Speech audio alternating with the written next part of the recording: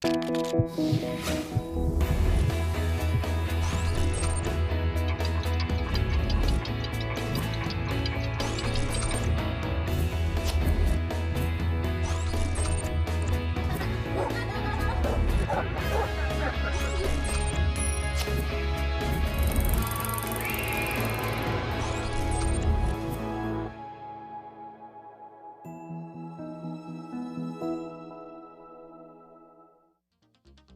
2 de abril es el Día Mundial de Concientización sobre el Autismo. ¿Sabes lo que comprende este trastorno y sus manifestaciones? ¿Quién debe de hacer el diagnóstico y hasta dónde se puede lograr la integración de un niño con autismo? Hoy, en Diálogos en Confianza, conoceremos los desafíos que padres y madres con hijos autistas viven en el día a día, ya que su cuidado y atención puede ser exhaustivo y frustrante. Los expertos nos dirán de qué forma los apoyos terapéuticos son fundamentales para que tengan una vida con calidad. Lo que hay que saber sobre el autismo es nuestro tema. Hola, ¿qué tal? Qué gusto saludarte esta mañana aquí desde el Foro de Diálogos en Confianza. Yo soy Cristina Jauregui y como ya viste el día de hoy vamos a hablar sobre el autismo. Ya escuchaste también en el teaser que el 2 de abril es el Día Mundial del Autismo y bueno, justamente por eso nosotros estamos haciendo este programa y sobre todo porque siempre que hacemos un programa con este tema hay muchas dudas que se quedan ahí por ahí en el tintero, así es que las retomamos todas para podértelas responder. Tenemos a muchas personas aquí en el foro que también nos van a contar sus historias y van a plantear sus dudas sobre este tema, así es que recuerda que estamos en vivo ya esta semana y bueno, pues llámanos para platicar con nosotros, para saber tu historia, para conocerla, pero sobre todo aprovecha este espacio pues para que podamos responder de todas las dudas que tengas. Sandy ya está en las redes sociales, ya está listísima también para responder, así es que por favor quédate con nosotros para platicar sobre este tema. Y bueno, pues para empezar a hablar de este tema te pido que me acompañes a ver la siguiente cápsula. Es una mamá que nos va a platicar cómo es que ella ha vivido esta historia de su hijo que tiene autismo. Acompáñame.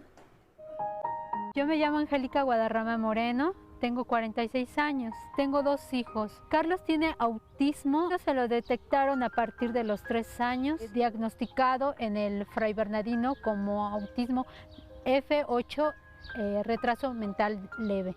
Me corre un frío tremendo en el cuerpo, intenso, pero más que a mí saber qué es lo que va a esperar mi hijo. Eso es lo que me angustia, porque él es el que está viviendo el momento y el que va a vivir. Y al momento de pensar todo eso, me suele la urgencia de hacerle todos los exámenes habidos y por haber. De esto estamos hablando hace 15 años que pasaron. Es difícil tener un hijo con autismo porque requiere muchos cuidados de medicamentos, requiere muchos cuidados de su comida, de alimentación. Socialmente tenemos que llevarlos dependiendo si es agresivo o no, a veces en taxi en particular porque no sabemos si se ponga agresivo con la gente. Es muy difícil, muy pesado, pero sobre todo porque él hay momentos en los que se pone a llorar. No sabe qué hacer, no sabe qué es lo que le está pasando y es lo más difícil, lo más pesado. Hay muchas mamás que están sufriendo acerca de ello porque no saben dónde llevarlos a la escuela, dónde los pueden llevar a terapia, las instituciones de salubridad. Yo les pediría, les rogaría que nos ayuden porque es muy triste. Yo para mi hijo lo que quiero es felicidad. Un muchacho con felicidad es contento corriendo, riéndose, sin que la gente se burle de ellos, que la gente los acepte. Es difícil, pero nadie está expuesto a no tener un problema mental, un trastorno mental. Todos estamos expuestos. Bueno, pues antes que nada, muchísimas gracias a esta mamá que nos da su testimonio, a su hijo también. Y bueno, justamente de esto queremos platicar el día de hoy, de esta situación tan difícil que de repente se vive y que poco la conocemos y que aparte poco la entendemos. Entonces, bueno, pues de esto vamos a hablar el día de hoy. Ahorita retomaremos con muchísimo gusto esta cápsula, pero antes les voy a presentar que tenemos con nosotros el día de hoy, esta mañana, a Matilde Ruiz García. Ella es neuróloga pediatra del Instituto Nacional de Pediatría de la Secretaría de Salud. Matilde, ¿cómo estás? Muy bien, muy buenos días. Muchas gracias. Bienvenida. Por la invitación. También está con nosotros Jorge Escoto. Él es médico, paidopsiquiatra y presidente de Autismex IAP. ¿Cómo estás, Jorge? Muy bien, muchas gracias. Qué gusto tenerte otra vez aquí de vuelta. Bienvenido. También está con nosotros Laura García Chacón. Ella es paidopsiquiatra y médico psiquiatra del Centro Integral de Salud Mental, CISAM. ¿Cómo estás? Hola, mucho gusto. Muy bien, Bienvenida, gracias. Laura, mucho gusto igualmente. Y está con nosotros también Eduardo Díaz Tenopala, Sí, perfecto. psicólogo y presidente del Consejo Directivo de Enlace Autismo ACE. Eduardo, ¿cómo estás? ¿Qué tal? Bienvenido. Muchas gracias por la invitación. Buenos días. Buenos días. Y bueno, por supuesto también está con nosotros Sandra González Rull. Sandy, ¿cómo estás? Hola, Buenos muy días. bien, Cris. Muy buenos días a todos. Gracias a toda la gente que está aquí con nosotros en el foro. Y precisamente, Cris, de lo que mencionabas de que íbamos a retomar la cápsula y el testimonio, a mí me gustaría retomarla también junto con los comentarios y dudas que nos llegan del público, porque se habla de un espectro autista y se habla de que el autismo pues abarca muchas características distintas en cada paciente. El caso específico que vimos ahorita, pues probablemente no es el de otros que vamos a presentar ni de los que nos acompañan. Entonces, a ver si aquí los médicos, doctores, si nos ayudan a aclarar un poquito por qué se menciona o se habla de un espectro autista y porque en el caso particular que vimos, habla la mamá de diferentes discapacidades o problemática, incluso habla de medicamentos. Sabemos que no todos los chicos tal vez los van a tomar. Entonces es muy variado, ¿no? Claro. Es lo que nos están diciendo, porque escuchamos los testimonios y los vemos y son unos que sí van a la escuela, otros que no pueden. La alimentación es súper, súper difícil y variado. Y variado, ¿no? O sea, va de hecho lo vamos a ver, quédense con nosotros porque así como acabamos de ver ese testimonio, vamos a ver otros testimonios donde nos presentan otras características. Entonces sí es cierto eso que dice Sandy, suele ser como la duda, ¿Qué ¿no? tienen en común? Que y tienen qué en no? común de, bueno, si quieren comenzar diciéndonos, bueno, ¿qué es el autismo? Y por qué de repente encontramos como estas variaciones tan amplias y si después podemos retomar, por favor, la cápsula que acabamos de ver. Adelante. Bueno, es importante primero comenzar diciendo que el trastorno autista, el autismo, es un trastorno del desarrollo infantil y que, bueno, va a tener características importantes. Las tres más importantes son alteraciones en la comunicación, es decir, el niño va a tener problemas para comunicarse, no solo usando el lenguaje verbal, la comunicación en toda la extensión de la palabra, el lenguaje gestual, el lenguaje corporal también se va a ver afectado. Puede ser que no lo utilice y que no lo comprenda. Entonces, al hablar de comunicación es englobar una serie de elementos. La segunda característica importante son las alteraciones en la socialización. Es decir, van a ser niños en donde la relación con el ambiente y la relación con los demás va a estar deteriorado. Puede ser que el interés en el ambiente sea escaso, que el niño sea muy indiferente, puede ser que incluso el contacto con los familiares pues sea también limitado. Y aquí va a variar dependiendo de la intensidad de los síntomas. Esto creo que es algo importante. La tercera característica es que son niños que van a ser rígidos, que van a tener intereses muy limitados, intereses que van a ser repetitivos en sus juegos, en sus acciones, ¿no? Eso los hace rígidos e inflexibles. Ahora, ¿por qué se habla de un espectro? Porque, vuelvo a comentarlo, es muy importante la intensidad de los síntomas.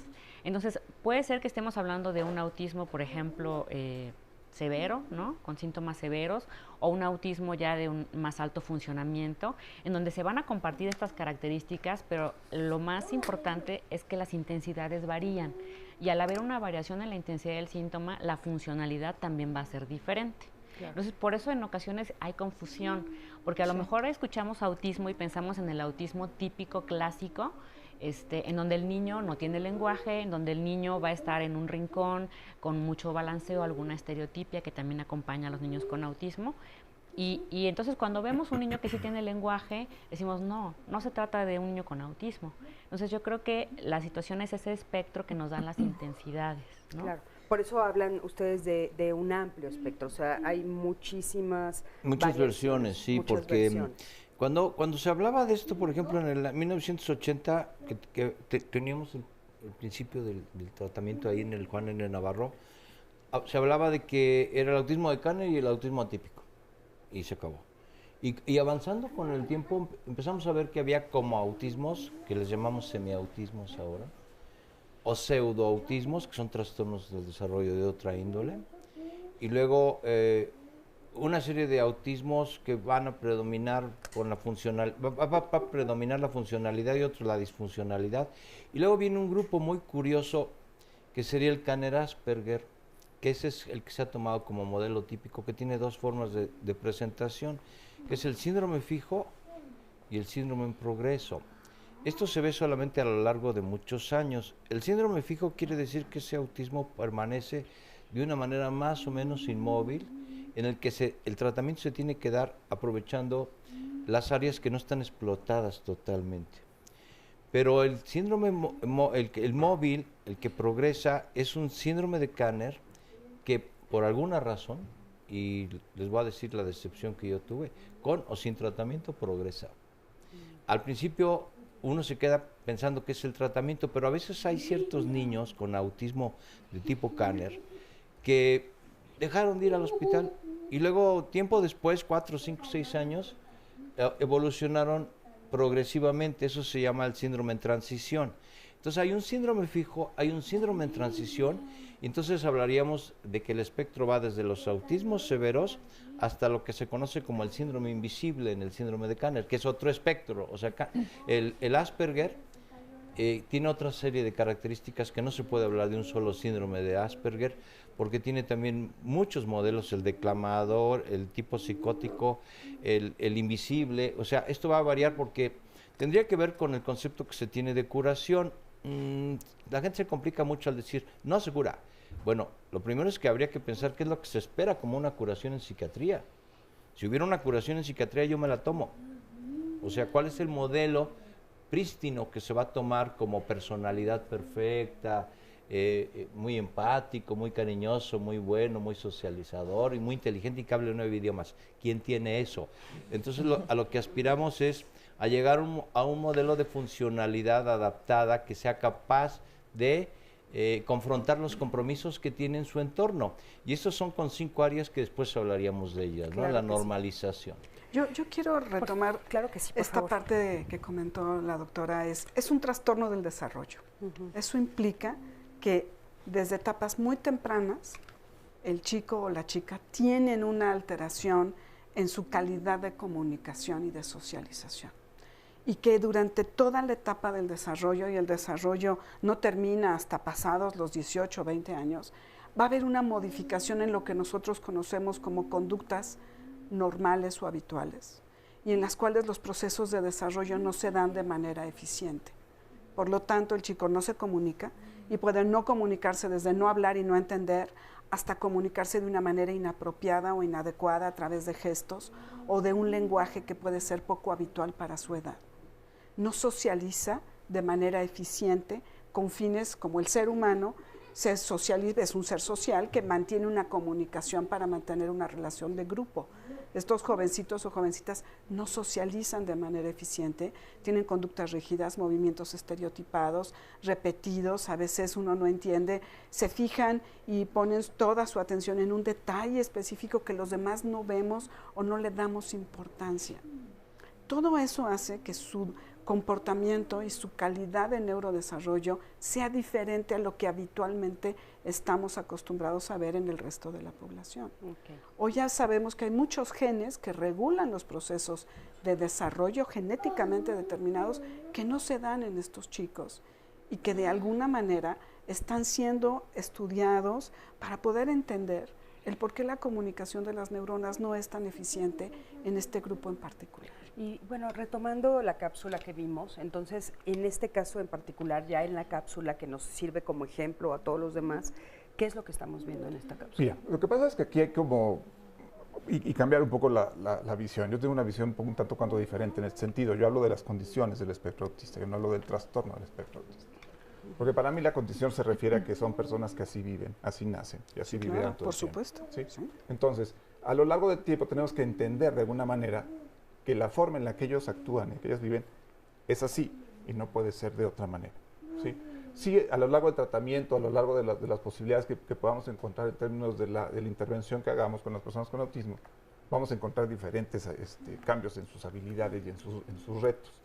Cuando hablamos del espectro, ¿sí? Hablamos de un grupo de conductas, ¿sí? Que se pueden presentar en grado, ¿sí? O mucho en términos de habilidades. ¿Qué tantas habilidades tiene una persona y cuántos retos tiene una persona? A lo mejor este chico que acabamos de ver tiene grandes retos a nivel intelectual o grandes retos a nivel social. Y tiene otro tipo de habilidades que habría que conocer cuáles son esas habilidades. Lo que pasa es que a veces nos quedamos con esta parte como difícil en el sentido de la historia que estamos viendo, pero no conocemos la historia clara. ¿Sí? Okay. O sea, la persona con autismo debe tener muchas más habilidades que tenemos que desarrollar para disminuir sus retos. ¿Sí? Hay un dicho que dice, cada vez que tú conoces a una persona con autismo, conoces a una persona con autismo. Sí, porque ninguna es igual a otra. Es cierto. ¿Sí? Entonces, de alguna forma, este es un punto muy importante, porque comparten una serie de características, cada persona es diferente. ¿Sí? Entonces, aquí tenemos que cambiar un poco la visión, porque tampoco podemos tener esta idea del nivel de autismo. ¿Sí? No porque no hables, quiere decir que tengas un autismo severo en comparación de aquel que lo hable, porque tienes que evaluar todas las áreas. O sea, una persona que no habla puede tener grandes habilidades intelectuales, incluso sin tener lenguaje. Y una persona que habla a lo mejor no tiene esas habilidades intelectuales. Y eso hace un cambio en el proceso de funcionamiento. Entonces, ya no hablamos, al menos nosotros no hablamos de niveles, nosotros hablamos de personas. Y cada persona tiene habilidades diferentes y tiene retos diferentes, ¿no? Con esto nos vamos a quedar, vamos a un corte. En un momentito regresamos. Quédate con nosotros, estamos hablando del autismo.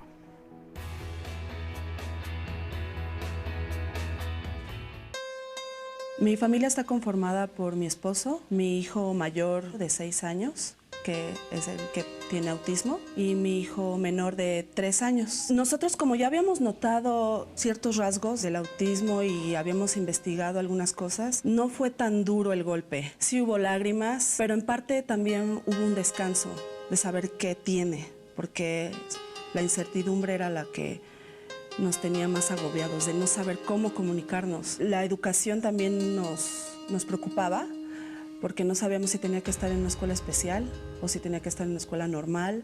Nos llegaba información de todo tipo, a gente que nos decía, tienen que meterlo a un hospital, algunas terapias eran impagables, algunas escuelas también eran casi lo mismo que una renta, entonces teníamos que estar de acuerdo, mi esposo y yo, en qué decisiones tomar. Y obviamente la gente ve a Isaac y lo ve como un niño normal, porque no tiene rasgos que tú puedas inmediatamente decir, ese niño es autista. Entonces la gente inmediatamente es, ¡ay, ya denle unas nalgadas! O ¡ay, qué niño tan mal criado!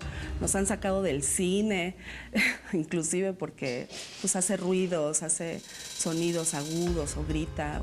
Entonces la gente luego puede ser muy cruel con este tipo de niños o luego levantan juicio, ¿no? Esos papás no saben criar a sus hijos o qué niño tan consentido. La gente que estableció las reglas sociales no eran autistas, entonces no están pensando en los autistas para nada. Entonces uno tiene que empujarlos a los niños con autismo a que traten de ser normales, pero ¿quién es normal, no?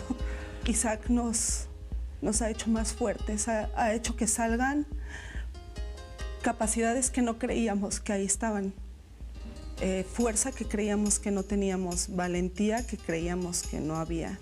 Y todo esto lo hacemos porque lo amamos y tiene que ser fuerte también él, valiente, porque pues no todos lo van a amar como nosotros. Bueno, pues muchísimas gracias también a esta familia que nos hizo el favor de abrirnos su casa y platicarnos su historia. Están aquí, muchísimas gracias.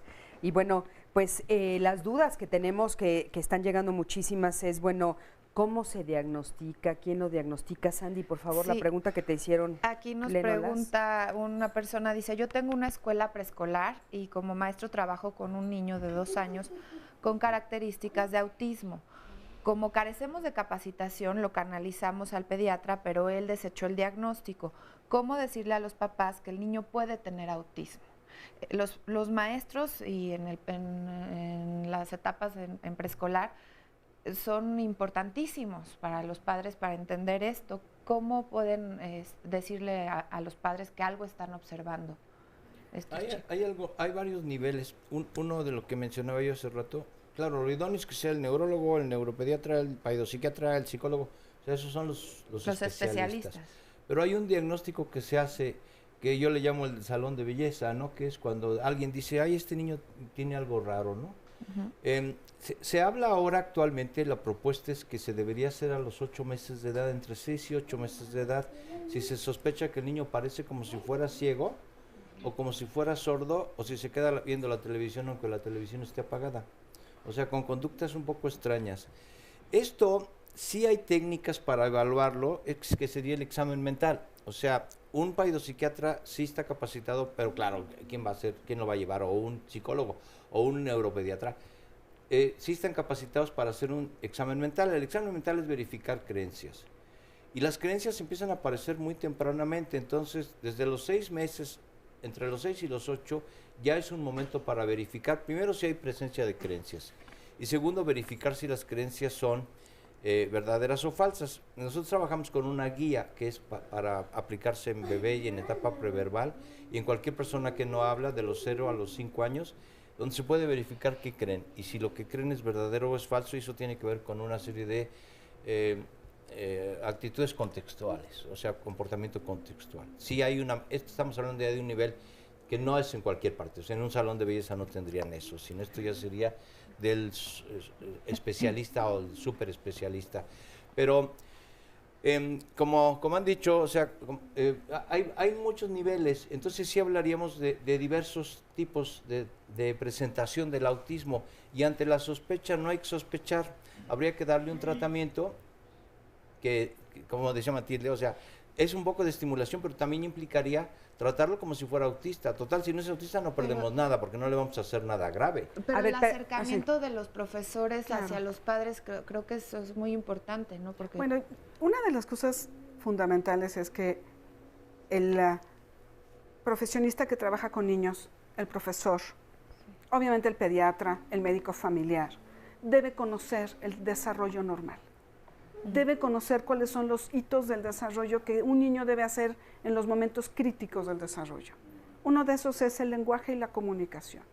Si hay un chico que está teniendo dificultades en su lenguaje o en su comunicación, tiene que ser evaluado, porque puede ser autista, pero puede tener muchos otros problemas. Puede ser que no oiga, o puede ser que tenga un problema de audición, puede ser que tenga muchos otros problemas del desarrollo.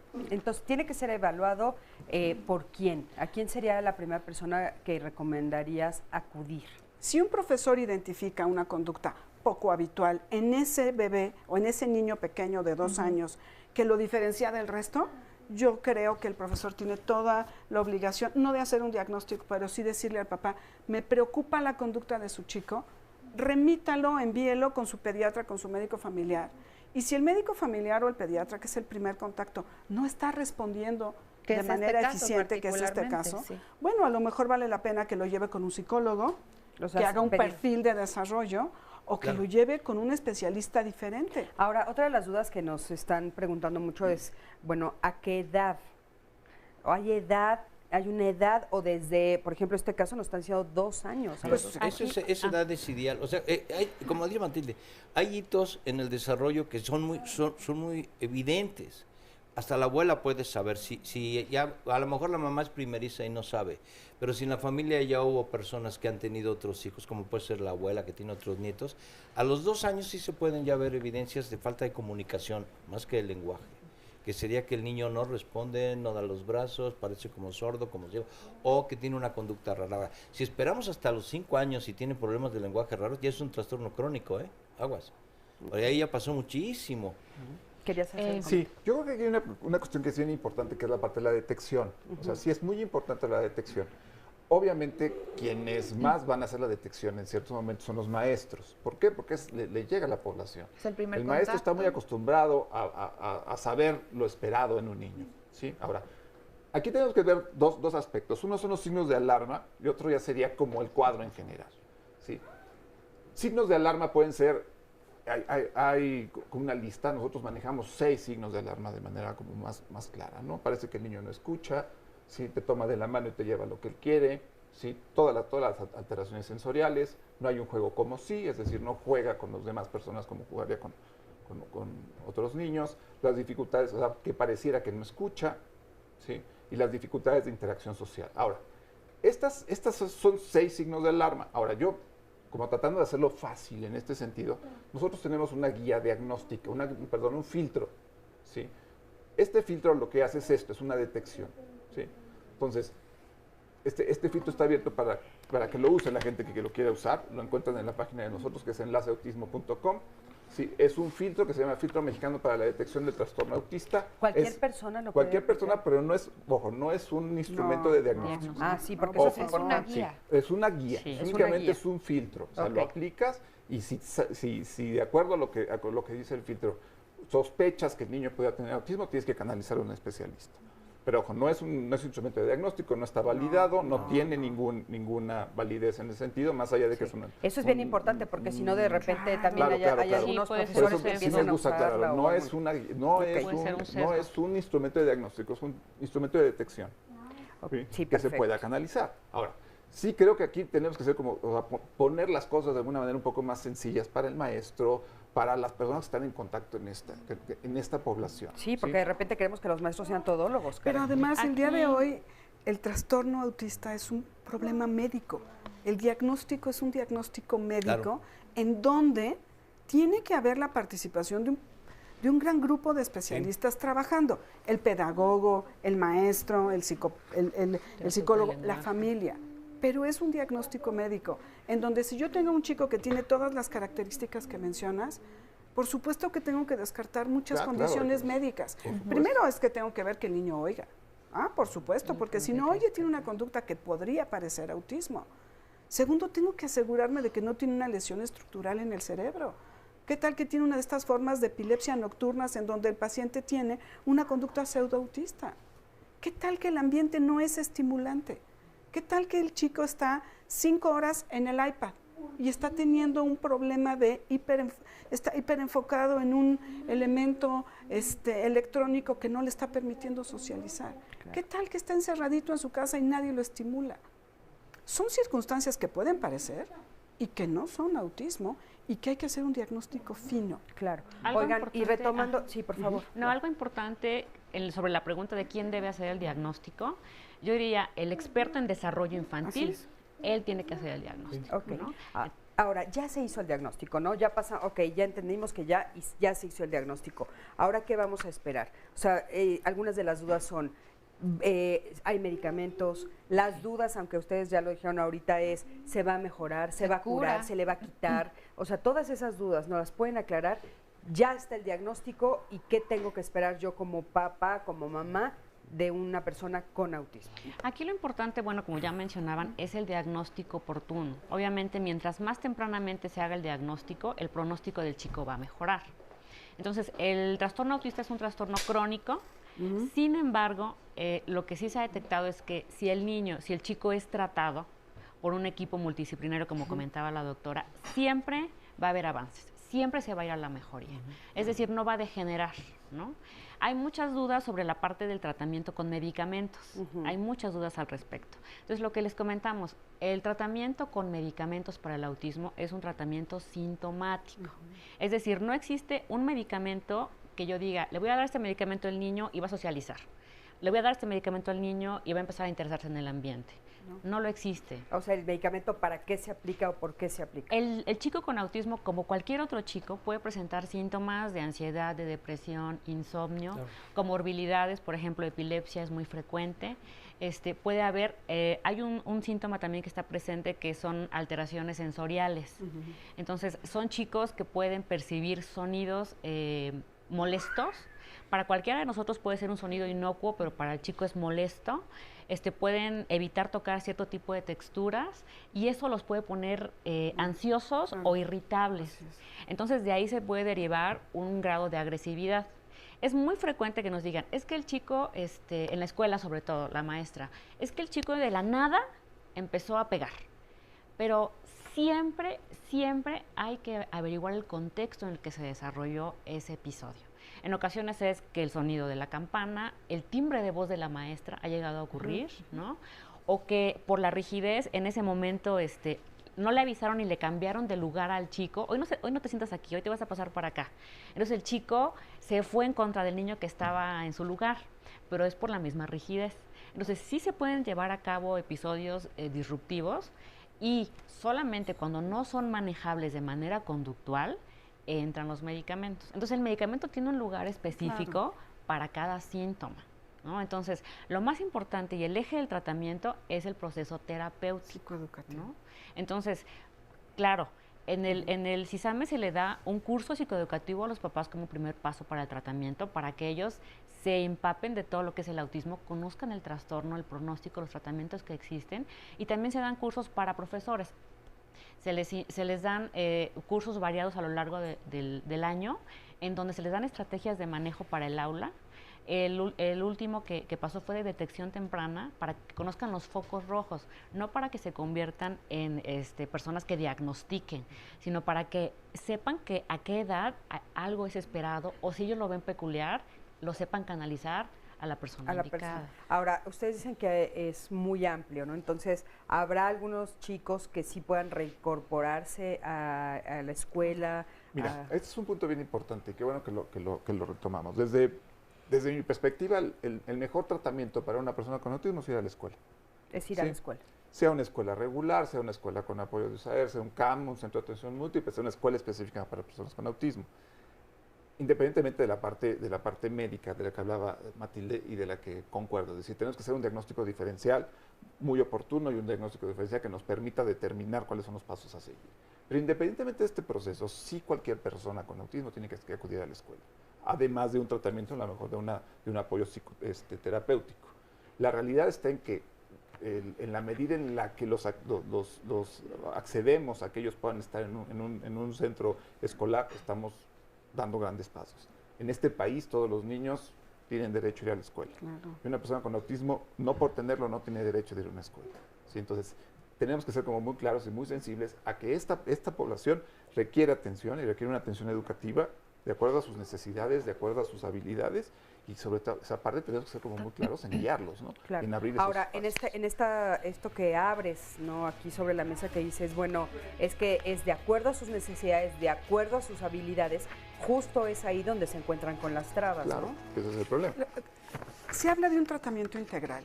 Yo creo que lo más importante es decir, es un tratamiento a largo plazo, es un tratamiento que involucra el compromiso de los papás durante mucho tiempo, que además siempre está ahí, y el involucro de los profesionistas de la educación y de la salud. Dices por mucho tiempo, ¿es para toda la vida? Es para toda la vida. Claro.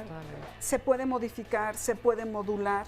Hay muchos chicos, tal y como se ha comentado, que en el momento en que se hace un diagnóstico temprano y se establecen las estrategias educativas de poner límites, poner estructura, asegurarnos de que anticiparle al chico las actividades para que tenga muy claro lo que le toca, vamos estableciendo una serie de estrategias educativas. Con eso nos quedamos. Okay. Vamos a un corte, en un momentito regresamos. Quédate con nosotros.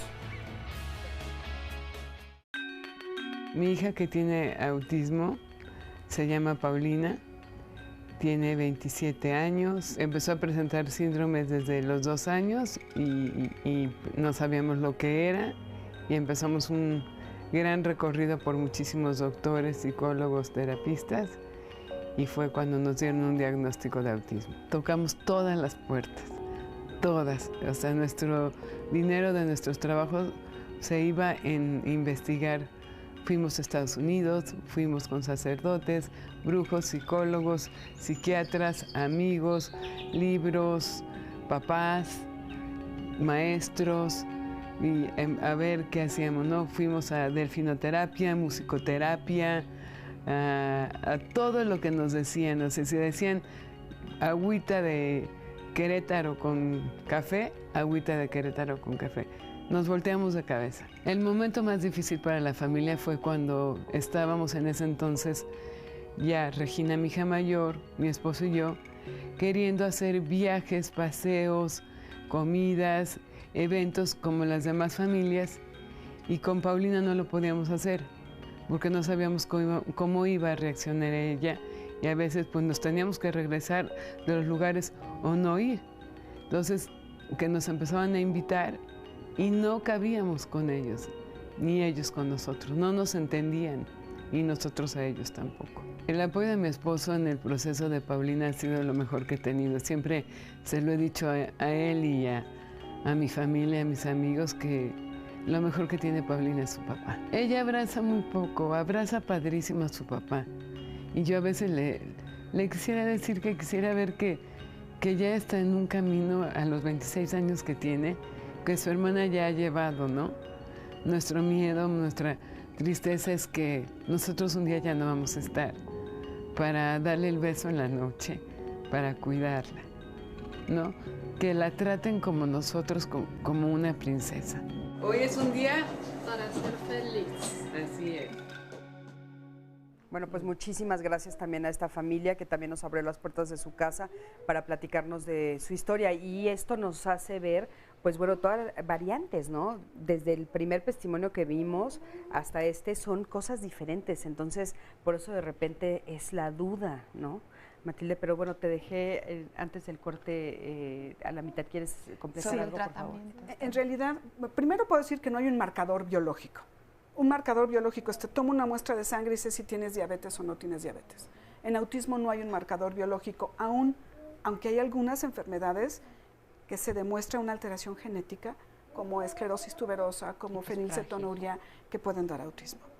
Yo lo que quiero intentar decir es que el tratamiento es integral, es a largo plazo, involucra a muchas gentes, a los educadores, a los profesores, a los que cada vez les debemos dar mejor entrenamiento y que son la base en muchos sentidos de todo este proceso de socialización y de aprendizaje.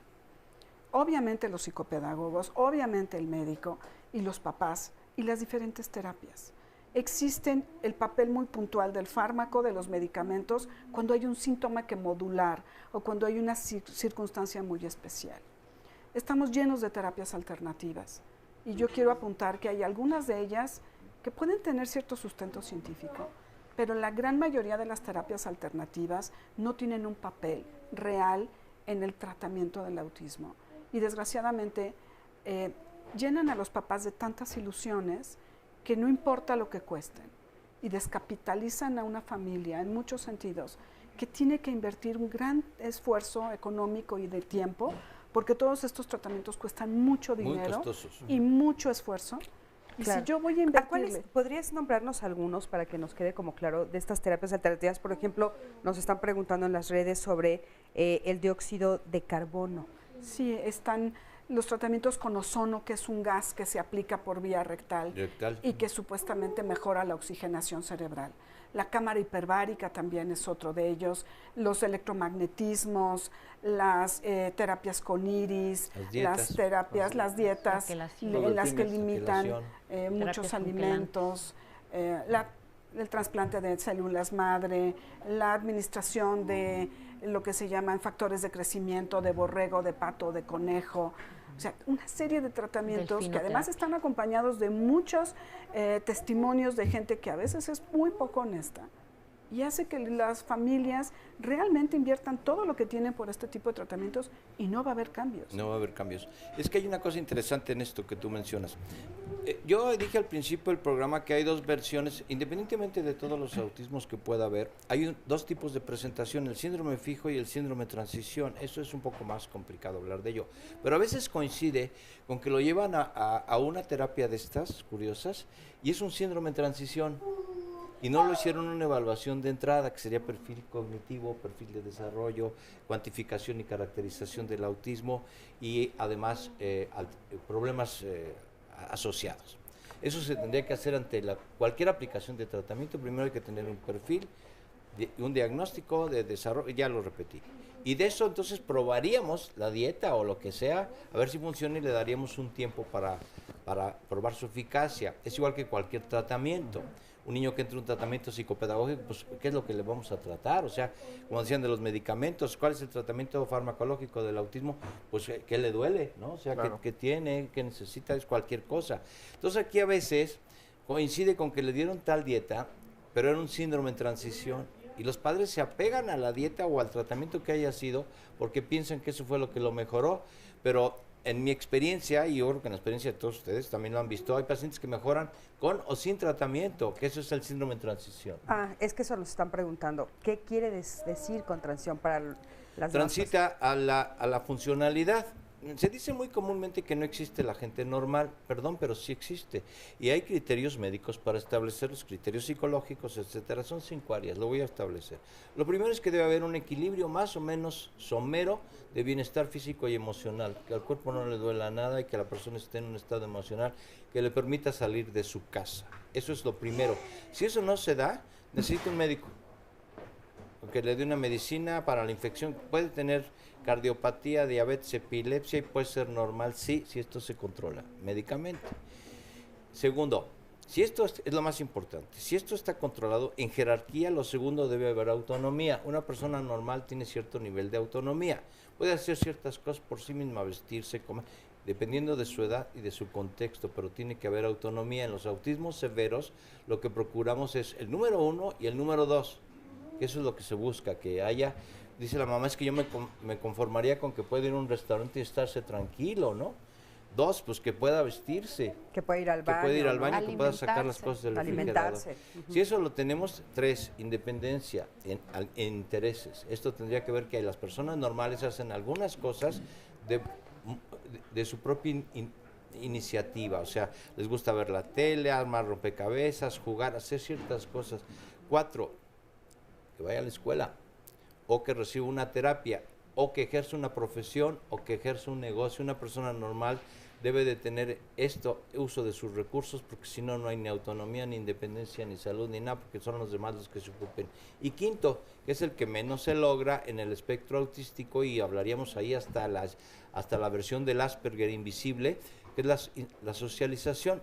Una persona normal debe de hacer algo con los demás y algo por alguien.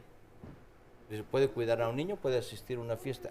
Si esto se cumple y hay manera de medirlo, como decía Matilde, no hay marcadores biológicos, pero sí hay marcadores psicológicos que nos pueden dar una versión más o menos aproximada de qué tan normal es esa persona. Entonces hablaríamos de que el tratamiento se enfocaría en estas 5 áreas. Aquí entraría el pediatra, el neurólogo, el psiquiatra, el internista, quien sea. Aquí, pues la mamá, la autonomía, todo lo que se puede enseñar de la casa. Y la escuela, etcétera. Y entonces esto se mide. Y si hay criterios para saber si un autista es normal. No estoy diciendo sano, aguas. Sanos no todos. Pero si es más o menos normal en lo que esperaríamos de su contexto, el tratamiento está funcionando. Si no, ¿a qué nos dedicaríamos nosotros, no? Si no hubiera normalización y si no pudiéramos hacer nada por el autista, pues nos dedicamos a otra cosa. Y entonces al que te referías, que va como, perdón, el nombre se me acaba de decir. Transición. Va de un estado moderado, de autismo moderado o un poco menos que moderado. Yo he visto a la mejoría, muchos, a la funcionalidad, a la funcionalidad, no al revés. Y tiene residuos, tiene residuos, porque esto puede ser una persona que dice, yo fui diagnosticado por usted hace 18 años y yo no hablaba, y ahora hice una cosa técnica y entonces estoy mejor y trabajo y estoy viviendo en tal parte, ¿no? Entonces yo voy al expediente, lo reviso y digo, sí fue diagnosticado como autismo moderado, no hablaba, empezó a hablar con ecolar. O sea, tiene una serie de presentaciones, no se puede ser muy estricto en esto. Y entra la funcionalidad o se vuelve Asperger, en el tipo de Asperger con residuos Kanner, que puede ser un Asperger que de repente está así, ¿no? Pero ya habla, ya va a la escuela, o de repente puede estar así y tiene muchas manías. Es una Asperger que fue Kanner y tiene residuos. Ahí es donde yo quisiera que aclaráramos para todo el público, porque se hablaba de que algunas terapias, se mencionó la palabra alternativas, no necesariamente van a funcionar, van a costar muy caro, etcétera, pero sí hay otro tipo de tratamientos o terapias, si bien no es una pastilla milagrosa, que sí va a ayudar a los chicos en esto que menciona el doctor, que es la transición, y eso es lo que nos están preguntando. ¿De qué manera sí podemos beneficiar a los niños? ¿Con qué tipo de tratamientos y con qué tipo de terapias? Lo que pasa es que aquí yo sí quisiera como retomar un poquito la parte de las terapias alternativas, porque aquí hay un fenómeno que también tenemos que abarcar, que es el fenómeno es la familia. ¿Sí? Un poco lo que comentaba Jorge respecto a esta posibilidad de que, bueno, en qué momento se le aplicó tal o cual tratamiento sobre el proceso de evolución de una persona con estas características, también tiene que ver con la fantasía y con la ilusión del padre. ¿Sí? Padres, sí. Es decir, yo me he encontrado con muchos padres de familia que, bueno, invirtieron 20,000 pesos en un tratamiento X y le pregunto, ¿usted de cambios? Y papá me dice, sí. ¿Por qué? Porque yo invertí mucho dinero, tengo que ver cambios. ¿Sí? Entonces, tengo que ver cambios. Es decir, a mí me costó mucho esto, claro que lo veo diferente. Aunque todos los demás lo veamos igual, para el padre de familia es una inversión y tiene que notar que algo está sucediendo. Yo creo que aquí lo más importante es determinar qué es lo que nos va a generar de alguna u otra forma un mejor bienestar para la persona con autismo. Porque aquí lo que estamos hablando es de un bienestar para la persona con autismo, ¿sí? En este sentido, y en la medida de lo posible, todo lo que estamos buscando es generar un bienestar a la persona con autismo. Ojo, pero el bienestar también incluye a la familia. Claro. En la medida en la que la persona con autismo esté mejor, la familia va a estar mejor, ¿sí? Al día de hoy, ninguna familia me ha dicho, oye, muchas gracias porque diagnosticaste a mi hijo con autismo, ¿sí? O sea, ningún padre de familia. Pero de alguna manera lo que necesitamos es bajar la ansiedad del papá, ¿sí? Y que los papás se sientan más tranquilos. Y eso no necesariamente a veces lo da la medicina, o sea, las alternativas. ¿Por qué? Porque el papá pone expectativas gigantescas sobre algo que finalmente no sucede. ¿Qué es lo que funciona? La escuela. ¿Qué es lo que funciona? Lo terapéutico. ¿Qué es lo que funciona? Lo médico, ¿sí? Es decir, también no todas las personas con autismo necesitan un tratamiento médico o necesitan un tratamiento terapéutico, ¿eh?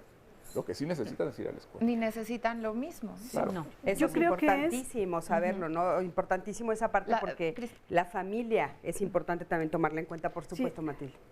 Jorge decía bienestar. Bienestar es adaptación, adaptabilidad, independencia, autonomía.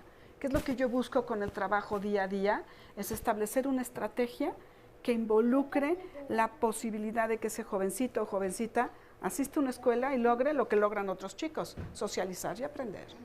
Que logre ser independiente, que en casa se comporte de una manera más regular, que de alguna manera comparta, se comunique, disfrute y juegue. Si yo logro eso en un tratamiento integral del autismo, lo estoy haciendo muy bien. Claro. Y el paciente está respondiendo. A veces lo hacemos y el paciente no responde, a lo mejor porque no tiene la capacidad y tengo que cambiar mis estrategias. Claro. Ahora, lo que decía Sandy, que creo que es como muy importante, que dicen, bueno, ok, ¿cuáles sí? Porque la pregunta es, o sea, no funcionan las terapias alternativas, ¿cuáles sí funcionan o cuáles yo podría acercarme y pensar que puedo tener algún resultado? Existen varias terapias que ya están como tal avaladas, ¿no? Una de ellas, por ejemplo, es el TEACH, ¿no? Es un sistema que les ayuda a estructurarse a los chicos, les da esta oportunidad de adaptación mediante la anticipación. Ya sé lo que va a pasar, me lo explican de una manera en que yo comprenda, generalmente es gráfica, ¿no? Así es. Y entonces el chico ya no hay esa incertidumbre ante qué voy a hacer ante los cambios, ¿no?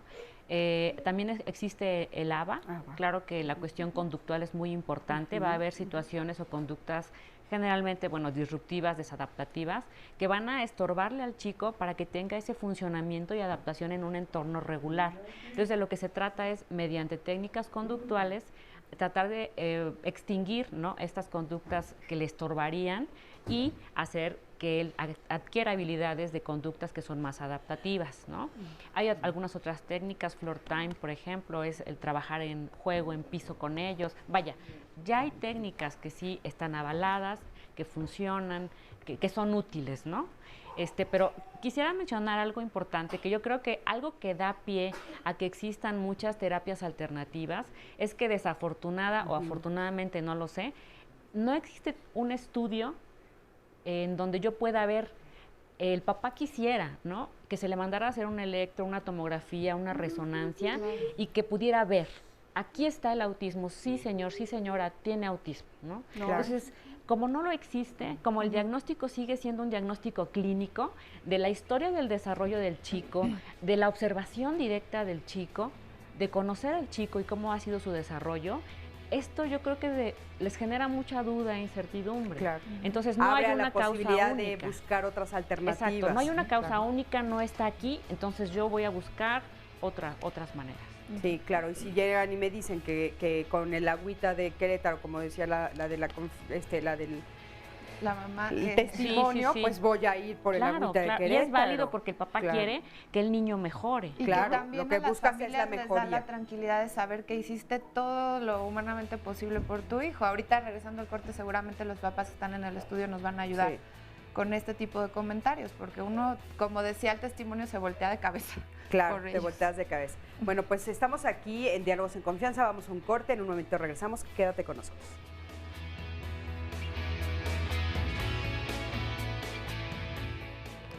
Los invito a que mañana no se pierdan el programa porque el tema es ¿qué implica el compromiso?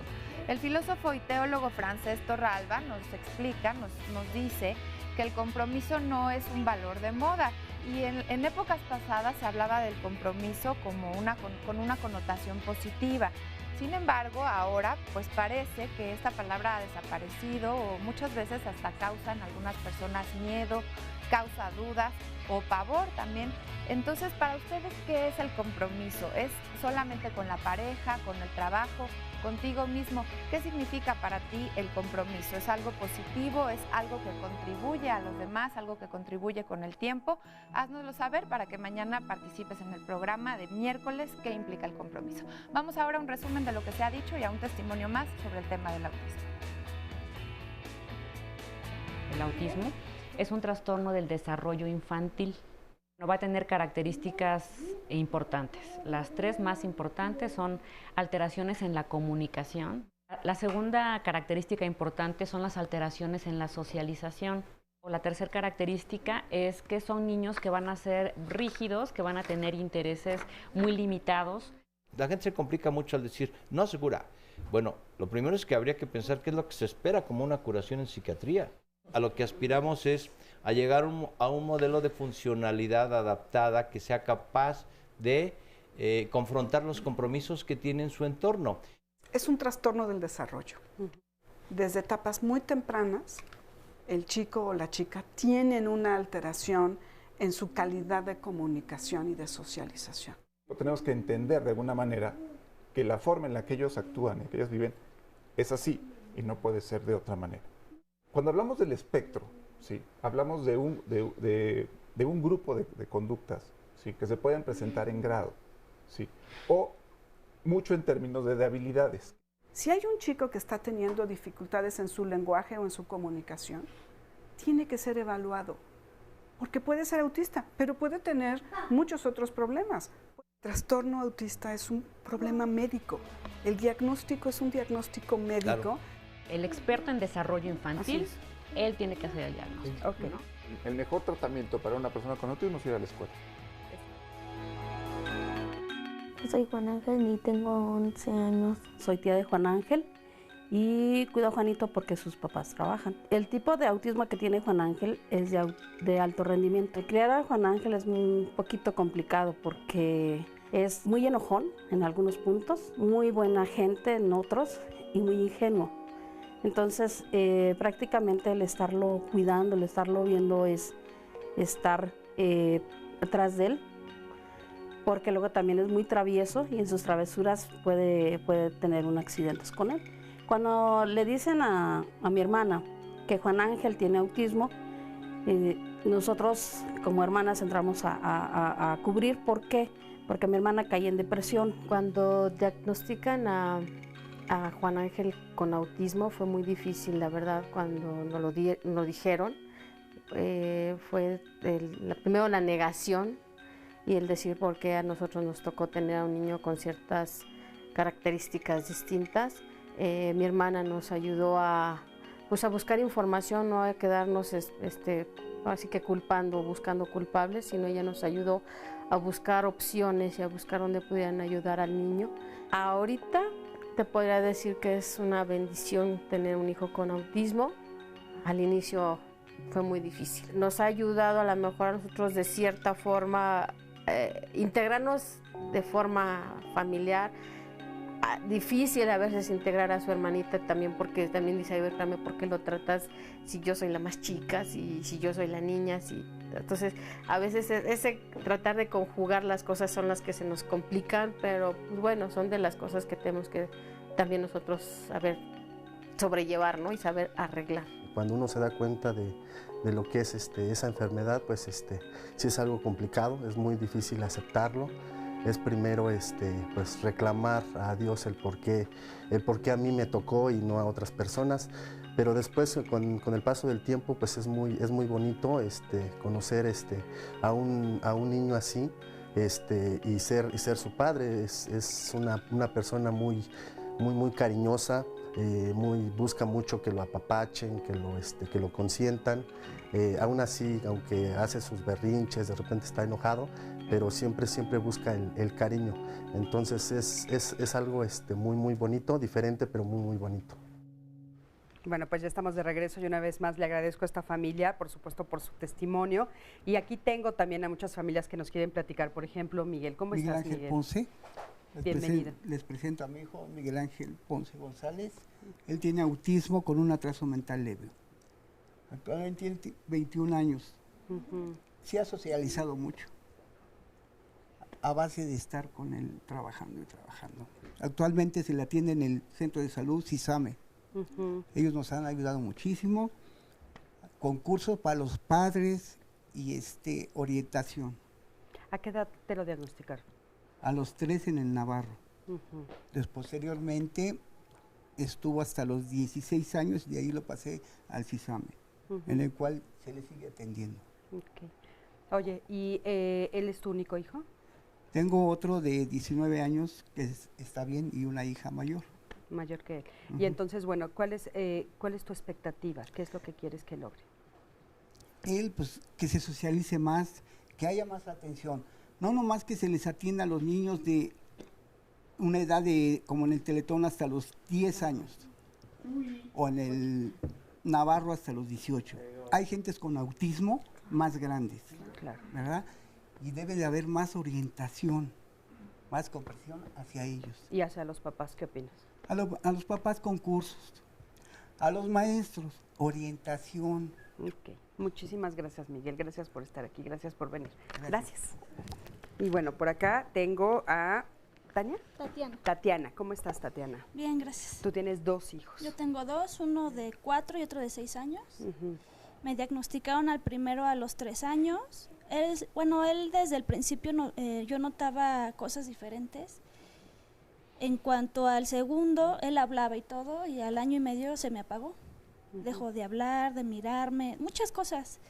Y los maestros me decían que imitaba al grande, pero el grande jamás tuvo los mismos características que el otro. Eran totalmente diferentes. ¿A qué edad te diagnostican al segundo? Al año y medio. Al año y medio. Actualmente tienen 6 y 4. Oye, ¿y cómo es tu vida con 2 niños que tienen autismo? Pues sí es diferente a las mamás comunes, ¿no? Porque, por ejemplo, una mamá normal, se podría decir que ella planea su fin de semana, ¿no? Y yo no. Mi fin de semana planeo para qué es lo que voy a hacer toda la semana, ¿no? Terapeutas, especialistas, ver dónde lo tengo que llevar a comer, porque no en cualquier parte pueden comer. ¿Por qué no pueden comer en cualquier parte? Porque la gente como que se pone mal. No es tolerante. Tengo que buscar un lugar donde ellos puedan jugar, donde no haya tanta gente. Es muy difícil, o sea, hasta el simple hecho de dormir, algo que es natural para un ser humano, es muy difícil, porque el grande no dormía nada, dormía 2-3 horas. ¿Ya actualmente cómo va en esa área? Con el medicamento logró dormir y la verdad fue muy diferente, ya estaba menos estresado, ya. En el caso particular de tu hijo, le dieron medicamento justo para dormir, que es lo que nos explicaban los doctores. Sí. A mí me gustaría preguntarles qué tan común es que en una familia haya más de una persona que tenga autismo, por favor. Hay algunas formas genéticas de autismo y hay una entidad específica que se llama síndrome de X frágil, que es específico del varón, en donde se pierde un pedacito del cromosoma X, y puede haber variantes de autismo que sean genéticas y que sean familiares.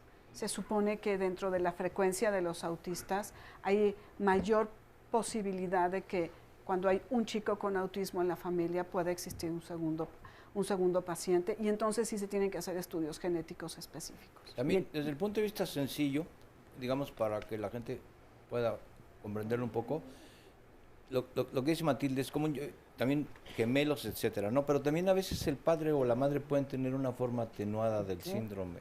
Y puede ¿Una ser forma que qué, perdón? atenuada del síndrome, puede ser un síndrome invisible, como se le llama, o síndrome inadvertido, que es un poco extraña, falta de sentido común, etcétera, y entonces tendría un hijo con un síndrome ya mucho más claro. Esto se llega a ver y los mismos papás lo dicen. Cuando uno hace el diagnóstico dice, oiga, pues yo tengo algo de eso. Y cuando empieza uno a preguntarles más cosas, resulta que se confirma un síndrome de Asperger de tipo invisible. Y en el niño es un Kanner, ¿no? O es un Asperger más marcado, ¿no? Porque también tiene grados de presentación desde la forma clínica. Entonces, en algunos casos sí es por herencia y en algunos otros no. Así es. Ok, o sea, qué pena. Personalmente sí me ha tocado conocer familias en las que hay una persona con autismo y una persona con síndrome de Asperger, ¿sí? Entonces, son variantes y son situaciones como muy específicas, ¿no? O sea, también es importante aclarar que no es una generalidad, es decir, que no esto sucede en todas las familias, es un mínimo, ¿sí? de la población en la que encontramos dos personas con la condición dentro de la misma familia, ¿no? Dependiendo de la literatura también se habla de que en una familia donde hay un chico con algún trastorno autista, hay de un 6 a un 22% de posibilidades en que haya un segundo hijo, ¿no? Okay. Con este trastorno. Eso es importante saberlo. Por aquí tenemos a Mercedes. Mercedes, ¿cómo estás? Bien, gracias. A ver, tú nos quieres hacer un comentario. Pues yo tengo un hijo de casi 15 años ya, y pues sí es difícil salir. Aquí convendría, pediría más comprensión para las personas. ¿En qué sentido quisieras comprensión? ¿Qué es lo que has encontrado cuando sales con él? Te voltean a ver, te dicen que está mal educado tu hijo. ¿Qué son las cosas que él hace que produce esos comentarios? Pablo grita, produce sonidos guturales, no se está sentado mucho tiempo, él quiere correr, todo eso. ¿Y en dónde has encontrado más aceptación? La familia. En la familia. Sí. Ok, muchísimas gracias. Mercedes. Bueno, eso es importante. Sandy, sí, por favor. Sí, también aquí en las redes es lo que nos están diciendo. Una persona dice, claro que es un duelo, para mí ha sido muy difícil y me ha dolido mucho a mí y a toda mi familia. También Matita González dice, ¿por qué no hay centros de atención para personas autistas mayores? Siempre, habla de que están enfocados más a los niños y ella tiene un hermano que ya, obviamente, pues estos chicos van creciendo y que no han encontrado nada. No sé si ustedes conozcan alguna yo opción. Creo que hay una cuestión que es bien importante. O sea, nosotros como país tenemos un compromiso con los adolescentes y con los jóvenes y con los adultos, ¿sí? Se está trabajando, yo soy de la idea y yo sí creo que en México se hace un muy buen trabajo con niños, ¿sí? Ya se abarca bien, mal, regular, se está trabajando con los niños, hay mucha más conciencia, hay por lo menos una asociación de padres en cada estado, es decir, ya hay una apertura mucho más grande en términos de la atención, pero la atención está enfocada a los niños. Así es. ¿Sí? Y nos falta, y tenemos un compromiso con los adolescentes, con los jóvenes y los adultos, en términos de espacios no nada más laborales o ocupacionales, sino desde el espacio recreativo. O sea, espacios recreativos, espacios ocupacionales, espacios laborales, ¿sí? Claro. Donde ellos puedan desarrollar sus habilidades y puedan tener una vida independiente. Entonces, sí creo que ahí tenemos un compromiso muy importante, que tenemos que todas las asociaciones no gubernamentales que trabajamos en este campo, tenemos que tirar todas nuestras estrategias hacia la inclusión de los adultos, de los jóvenes y de los adultos con autismo. ¿Cuál es la expectativa? Sobre todo porque el concepto de adulto, lo que tú dices, es muy importante. O sea, el concepto de adulto es muy arbitrario. Y las instituciones gubernamentales que ofrecen tratamiento, a veces el autista dice, bueno, estuve en el Navarro hasta los 18 y luego me corrieron de ahí. Y en el Fray Bernardino no me aceptan porque soy autista. Y entonces fue un autismo en transición que mejoró, pero además de las cosas recreativas que pueden necesitar, lugares, etcétera, necesita una asesoría permanente. O sea, una especie como de supervisión tutorial. Y si el médico que lo vio de pequeño ya no lo puede ver porque en el hospital es un hospital pediátrico, es un hospital psiquiátrico, no lo aceptan porque arbitrariamente piensan que es un adulto. Y si eso aquí conlleva, o sea, si es un adulto, ¿y qué? ¿Y qué criterios tiene? ¿Es un criterio biológico? ¿Es adulto biológicamente? Sí. Pero es maduro, equilibrado, lo que sea, no sé. Eso son criterios que se tienen que modificar, porque un hospital que se hace responsable de un paciente durante su infancia debería ser responsable de a lo largo de su vida, porque ahí está el expediente. Claro, porque la expectativa de vida aparte pues es normal. ¿No? Y que precisamente, Cris, nada más quisiera yo aquí agregar, y se está trabajando en la Ley General para la Atención y Protección de las Personas con Trastornos del Espectro Autista. Entonces, bueno, pues esperemos que a partir de estas instancias y de un poquito nos platicas de la ley, Sandy, surgiera, bueno, pues ya se aprobó, es lo que estábamos platicando, primero pasó por la Cámara de Diputados, después ya se aprobó en el Senado, es una realidad que ahora ya bueno, pues se plantea incluso un Instituto Nacional para la atención de las personas con este espectro, entonces vamos a ver a partir de la Secretaría de Salud. Y la ley es para sus derechos, o sea, y la ley es para apoyar a todas estas personas, a todos los que van incluidos en el espectro, a que tengan pues una protección que venga desde el gobierno. Esos son pasos importantísimos, porque, bueno, de hecho nos comentábamos en la mañana que no existe, ¿no? Todavía un lugar en el que ellos puedan acudir. Y lo voy a poner en las redes para que la gente que tenga interés en leer todo lo que se está haciendo, pues con tiempo y con calma lo puedan ver. Perdón, pero bueno, en CISAME sí estamos viendo adultos, de hecho está aquí, se les da el seguimiento, y a los adultos de nuevo ingreso que están llegando hay talleres diseñados especialmente para ellos, entonces en CISAME pueden acudir. Ok, ahorita le voy a dar la palabra a Sandy un poquito más adelante para que nos diga exactamente en qué consiste la ley, pero a ver, Adrián, por favor, adelante. Sí, mi hija Paula tiene 8 años y desde hace 4 la diagnosticaron con síndrome Asperger, y creo que después de la devastación familiar, lo que ha sido un gran apoyo ha sido las terapias especiales. ¿Cuál terapia especial te ha ayudado? Va hacia Coconé, una escuela importante en donde le ayudan a integrarse, le ayudan a hablar, le ayudan a ir a la tienda, le ayudan a comunicarse. ¿Y ahí has visto avances? Comenzó a hablar mi hija. De hecho, sí, ha sido buenísimo. Y bueno, hay que apoyarlas porque, como dijeron, es algo para toda la vida. Ok, muchísimas gracias. Vamos a un corte, en un momentito regresamos. Quédate con nosotros. Mis gemelos tienen 20 años, ellos aparecieron con una alteración a nivel neurológico.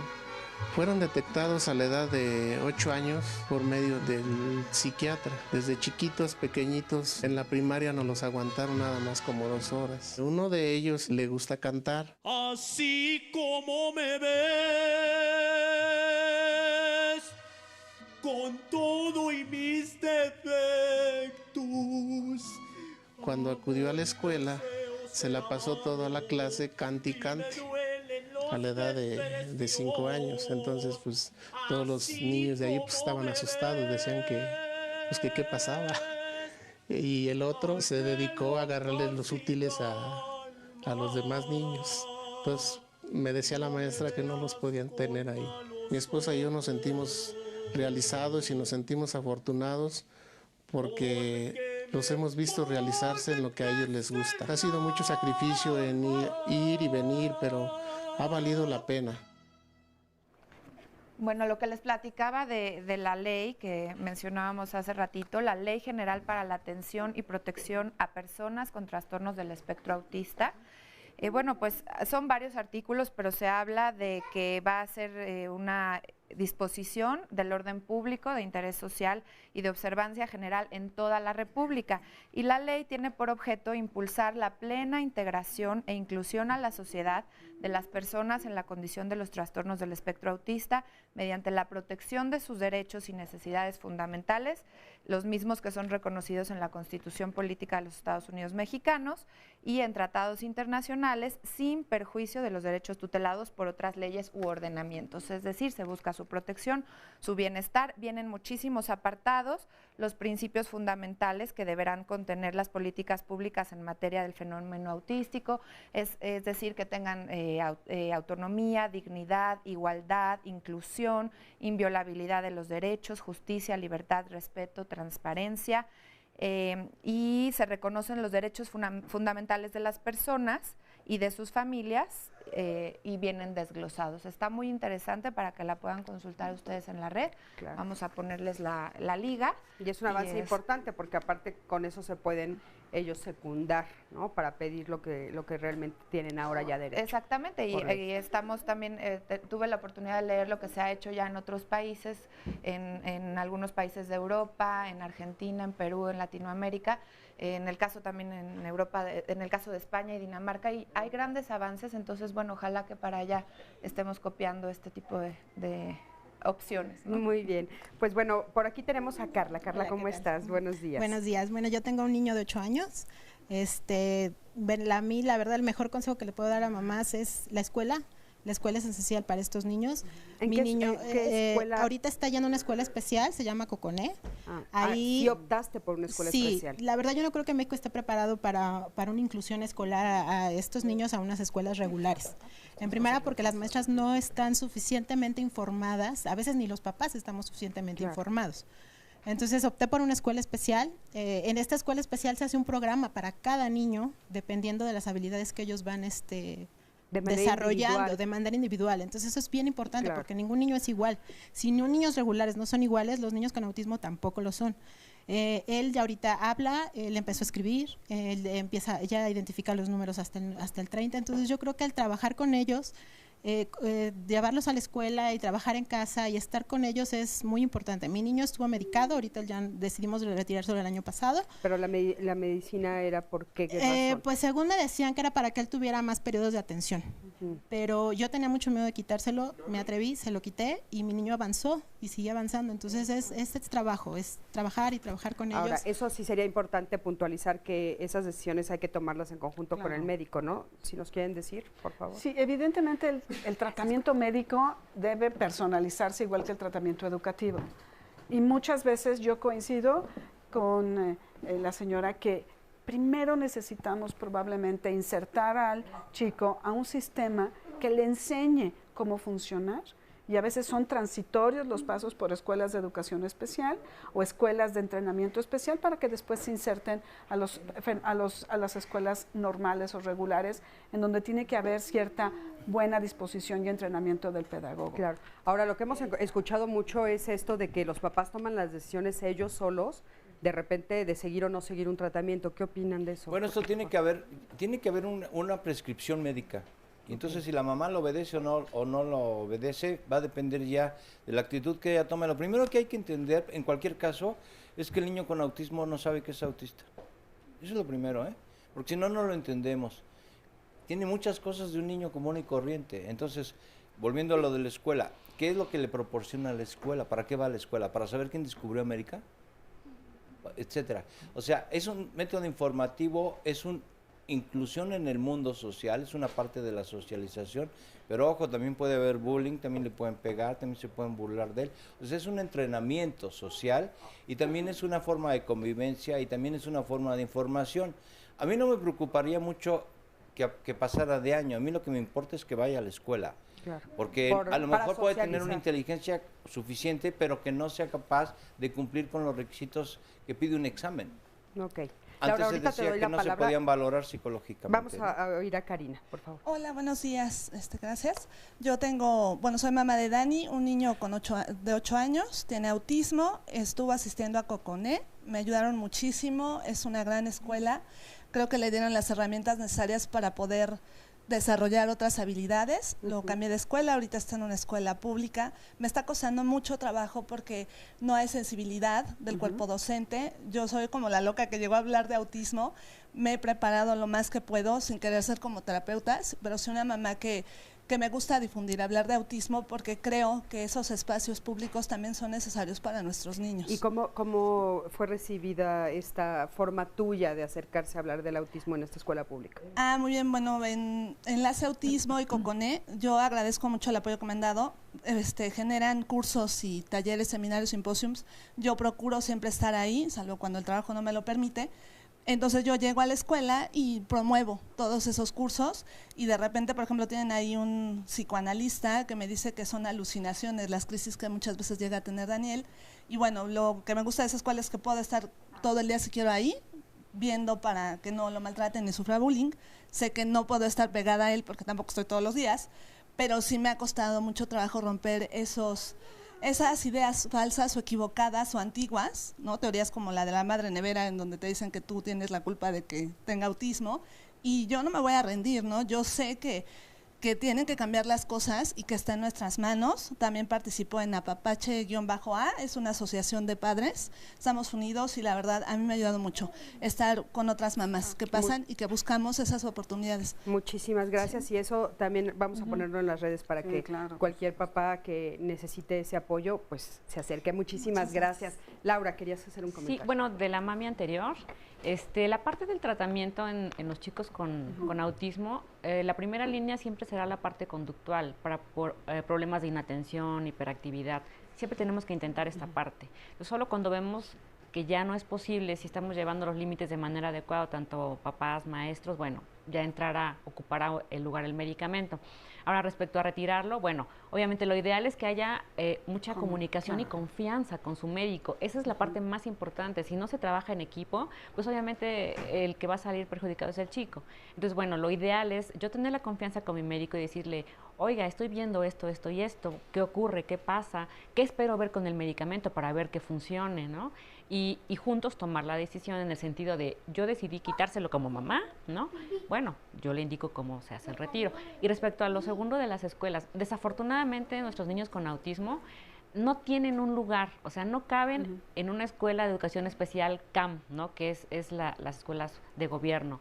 Tampoco en una escuela regular. Entonces de pronto se encuentran en el limbo, a la deriva de a dónde voy a ir. Claro. Desafortunadamente no todos los papás tienen la posibilidad de acudir a una escuela de educación especial privada. Entonces buscan la forma de ingresar a una escuela pública con apoyo a lo mejor de USAER o de CAPEP. Pero es verdad esto, ¿no? Todavía hay mucho estigma. Hay mucho desconocimiento de lo que es el autismo, y obviamente si yo desconozco me da miedo porque es la primera reacción de profesores, de papás, de compañeros. Ahora, hablando de esto que nos dices, ¿qué pasa en el interior de la República? Nos están preguntando mucho, bueno, aquí en el Distrito Federal están todas estas redes, etcétera. ¿Qué pasa en el interior? ¿A dónde pueden acudir? Hay muchos lugares. Yo creo que finalmente a nivel país hay un movimiento bien importante. Como les comentaba hace rato, ya por lo menos hay una asociación por estado. Hay ciudades, te quiero poner un ejemplo, por ejemplo, Tijuana, donde existen 5 o 6 escuelas específicamente para personas con autismo. ¿Sí? Entonces, sí hay una red mucho más amplia. Sí, y entonces buscarlo a través de las redes sociales, a través de internet. Te encuentra la información. Quiero aclarar un poco lo que ella comentaba también, un poco sobre la parte de la educación pública. Yo creo que también como organizaciones no gubernamentales tenemos un compromiso con la educación pública. Claro. La mayor parte de la población con autismo de este país va a asistir a la escuela pública, hay que ser reales, hay que ser realistas en ese sentido, y no podemos pensar que la escuela pública es mala. No. La escuela pública juega un papel importante. La escuela pública no es tan mala como a veces creemos. La educación pública ofrece un servicio y ofrece un servicio de calidad para las personas con autismo. Ya sea en un CAM, ya sea en una escuela con apoyo de USAER o en una misma escuela regular sin la necesidad de una maestra de apoyo. Entonces, yo creo que tenemos que también quitar un poco el mito de la escuela pública. Tenemos un compromiso, insisto, de capacitación. Hay que capacitar mucho a la escuela pública, hay que quitar estas estigmas, estas ideas de lo que es el autismo o de lo que no es. Hay que capacitar a todos, ¿no? Porque yo también escribí un libro y de las escuelas que más me llaman son las públicas, las más interesadas. Entonces, la verdad es que sí están interesados y sí están al día. Lo que pasa es que a veces la población los rebasa. Las privadas casi no participan mucho en esto, es curioso. Es curioso. Donde demandan atención, piden cursos y todo, son las escuelas oficiales.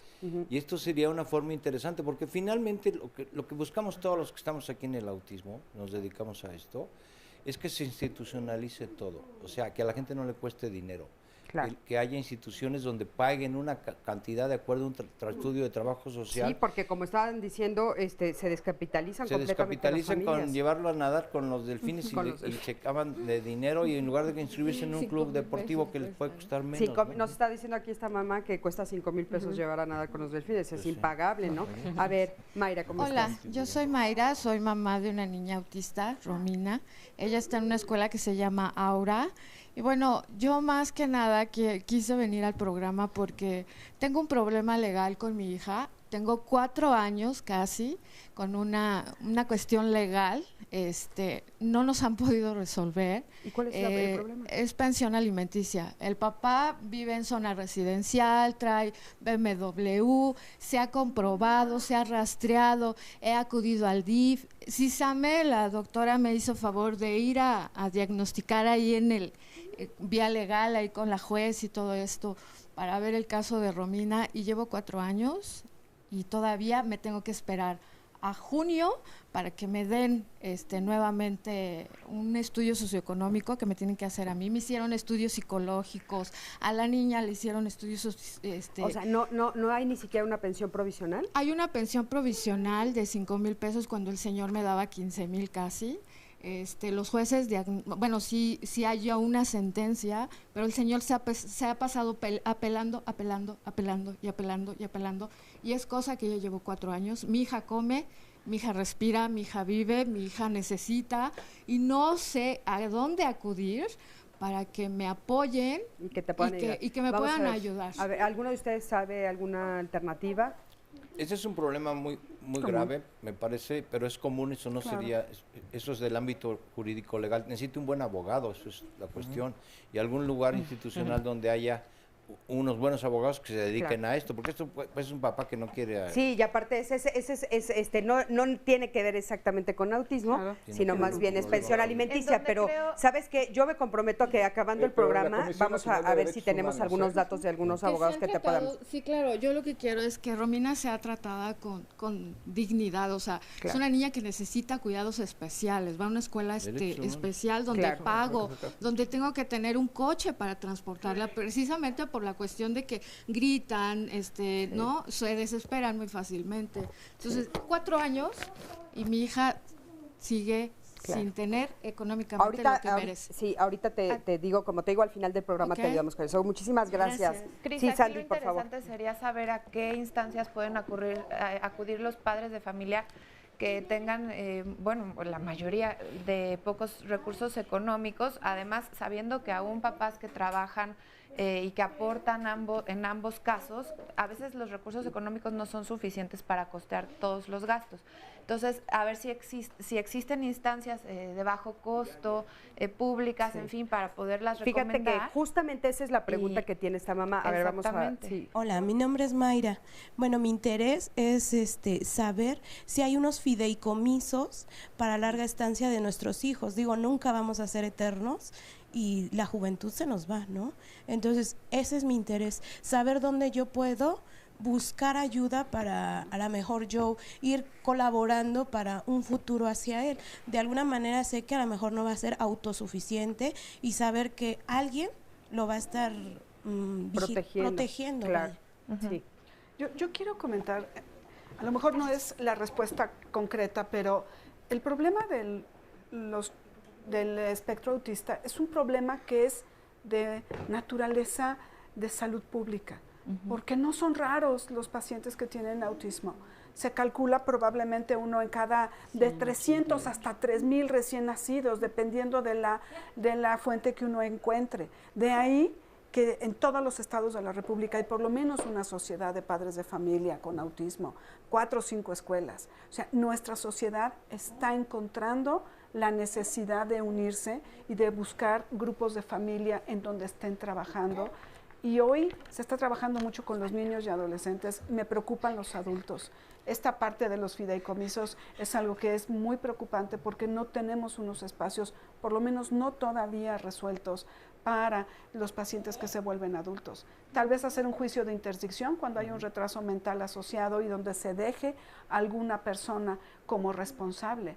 Pero creo que como sociedad tenemos mucho que trabajar y todas estas sociedades de padres de familia tienen que buscar espacios locales en sus estados para responder estas preguntas. Porque, por ejemplo, en algunos países de Europa, un autista puede vivir solo. Un autista de alto rendimiento o un autista de tipo Asperger. Pueden vivir solos porque hay una red social tan importante que les facilita todo. El camino a la escuela, el camino al trabajo, su casa, una trabajadora social los visita. Estamos hablando de algo que aspiraríamos en México. En México todavía eso no se da, estamos en la primera parte del autismo, a pesar de que ya hay 30 y tantos años de que existen instituciones del autismo, no es algo tan nuevo en México porque se hicieron muchas asociaciones en los años 80. No se ha divulgado tanto y no ha habido la presión para que se atienda al adulto. Eso es donde estamos ya viendo. Dice, papá, dice, ¿qué voy a hacer con mi hijo? Claro. Pues va a tener que cuidar a su hermano. Sí, esa es la duda. Vamos a un corte, en un momento regresamos, quédate con nosotros, ya estamos en el último bloque del programa, hablando de autismo.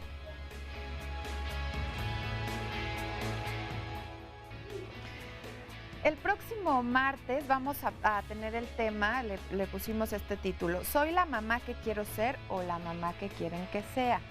Esto lo estuvimos planeando y nos interesa mucho conocer la opinión de las mamás mexicanas, sobre todo en este sentido, en que se defiende mucho la crianza, que la maternidad es algo natural, es algo biológico. ¿Ustedes están de acuerdo con esto? O por otro lado, en el tema de la maternidad, todas vamos aprendiendo, algunas pues nos cuesta más trabajo, a otras dicen que nacieron para ser mamás. Bueno, todas estas ideas que como sociedad hemos ido adquiriendo se van a discutir el próximo martes.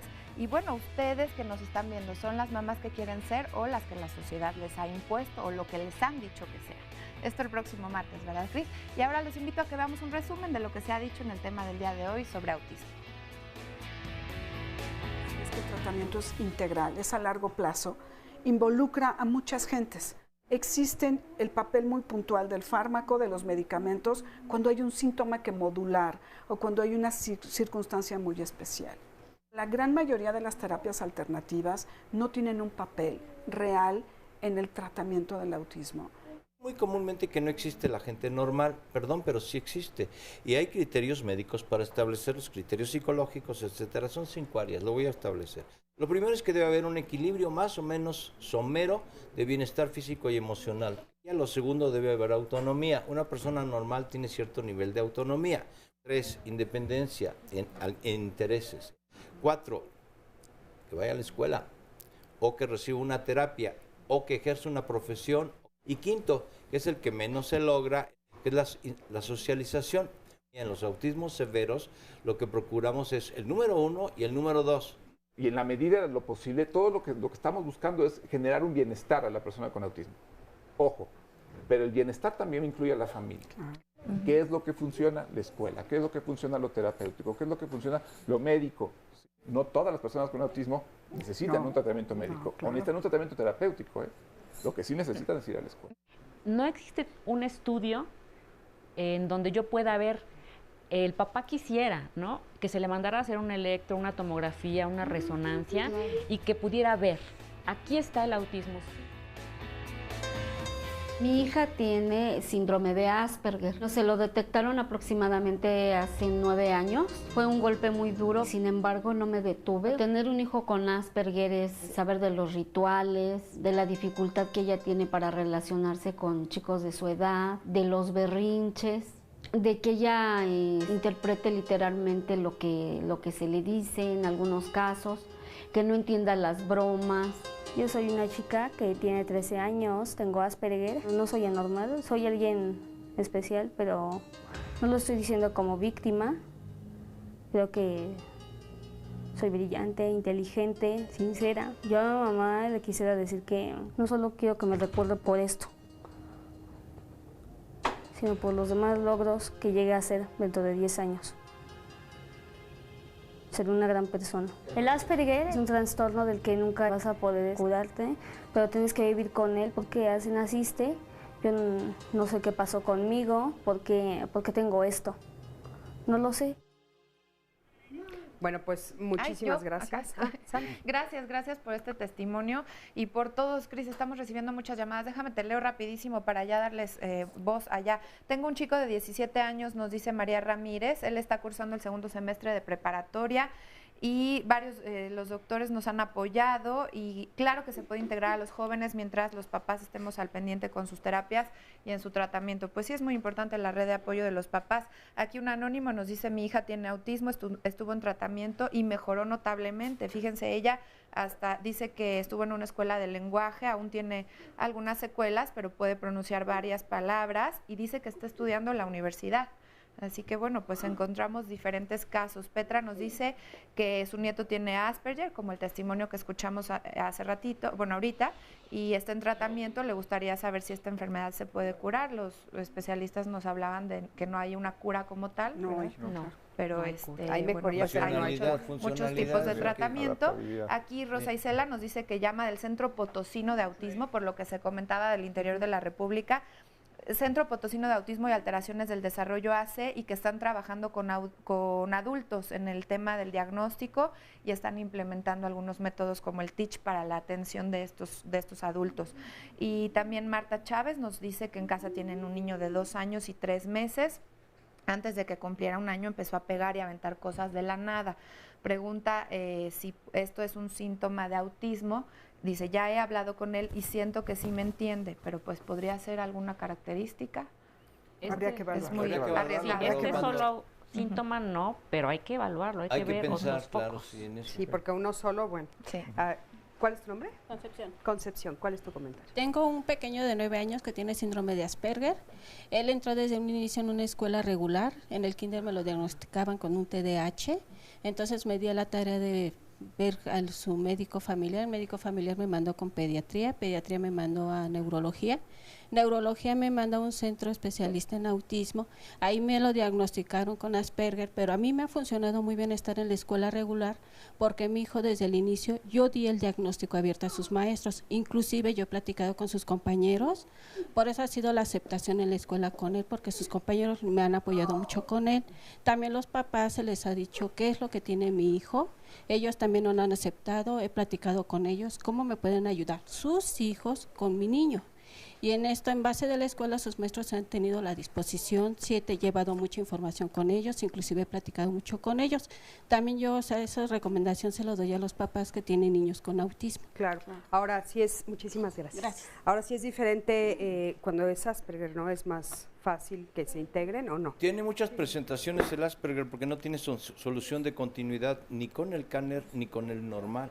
Eso es importante, o sea, va trascendiendo la sintomatología de una manera muy imprecisa y entonces se puede presentar dependiendo de la flexibilidad de la lógica que tenga. Puede ser una lógica muy rígida, puede ser una lógica flexible o puede haber ausencia de lógica, esto es curioso. Y en algunos aspectos va progresando cada vez más adaptado, más funcional, como cualquier persona común y corriente, pero se le detecta nada más por la falta de interacción social. Son muy ingenuos y funcionan en la sinceridad radical. Este es un territorio interesante en el autismo, claro, que es sinceridad radical o simulación. La gente común y corriente simula, todo lo que hace es simulación y hay muy poca sinceridad radical. Este es un tema amplio porque implica honestidad, etcétera. ¿Cuándo se usa la sinceridad? ¿Para qué tipo de proposiciones? ¿Cuándo queremos ser, no decir la verdad, porque el tema de la verdad y la mentira es equívoco en todos los casos? No digas mentiras, mijito, y quién sabe qué están pidiéndole que diga, ¿no?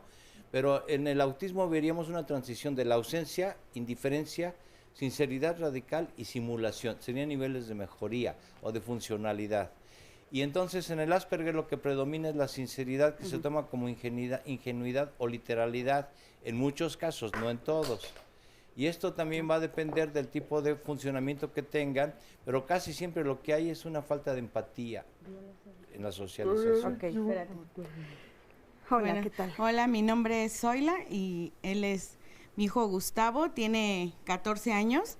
Actualmente está en un CAN secundaria.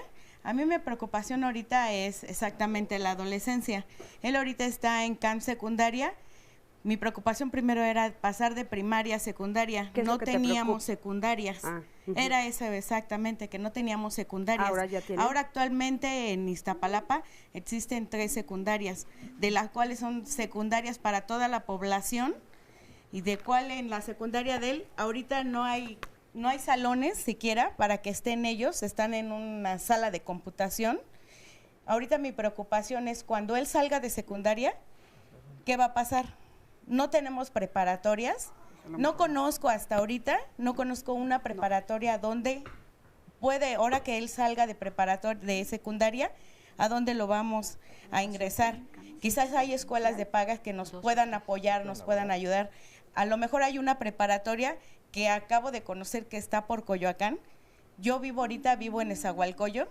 Entonces, imagínense, si me cuesta trabajo llevarlo a las terapias a CISAME, él está ahorita en CISAME, está yendo a terapias. Ahorita hay una ley. Claro. Ahora, esto de la ley posiblemente sea una forma de empezar a abrir estos espacios. Vamos a ver qué dicen los especialistas. ¿Quién hace algún comentario? Perdón, sí existen bachilleratos, son escasos, eso sí es una realidad. Yo tengo conocimiento y hasta eso mediante las mamás que me comentan de 3 bachilleratos, pero bueno, 3 para todo el Distrito Federal, como dice la mamá, viene de Iztapalapa, pero son de educación especial en general, no es únicamente para chicos con autismo. Y en algunos se maneja sistema abierto y en otros sí es un sistema presencial. Claro. Bueno, pues lo que es importante es que escuchemos las preocupaciones de las mamás para que queden ahí como una petición, ¿no? Sí. Por favor. Adelante. Bueno, mi nombre es Evelyn, yo tengo un hijo de 13 años, está diagnosticado con Asperger. A él lo diagnosticaron en CISAME a los 8 años, le diagnosticaron un 97%. Ahora hace rato yo escuchaba que hablaban de la genética, ¿no? Yo siento que en mi familia hay genes de autismo, aunque no en sí sean todos autistas, ¿no? Por ejemplo, tengo un hijo que tiene 14 años, es un año más grande que Axel, y él de chiquito tenía un lenguaje muy propio, muy formal, no ha socializado mucho. A él yo no le tomé mucha atención porque el que no hablaba era Axel. Axel era el que giraba, Axel se balanceaba, y Cristian sí socializaba, pero muy poco, ¿no? Yo no tomé mucha atención a Cristian. En toda la escuela, ¿Qué edad tiene hoy Cristian? Cristian tiene 14. ¿Y ya te lo diagnosticaron? No, yo a él no lo he diagnosticado. Tengo 4 hijos. Mis 4 hijos tienen un lenguaje formal. Axel ahorita pues ya habla. Pero por ejemplo, ¿no? Yo también soy un poco sociable, sí socializo, sí tengo amistades, pero soy muy selectiva. O sea, tu duda es si esto viene de ti. Si es tu herencia. Sí. ¿Hay posibilidades de saber eso? Bueno, habría que hacer un estudio serio, formal, porque cualquier opinión ahorita es muy arriesgada. Sí, es muy aventurado esa parte.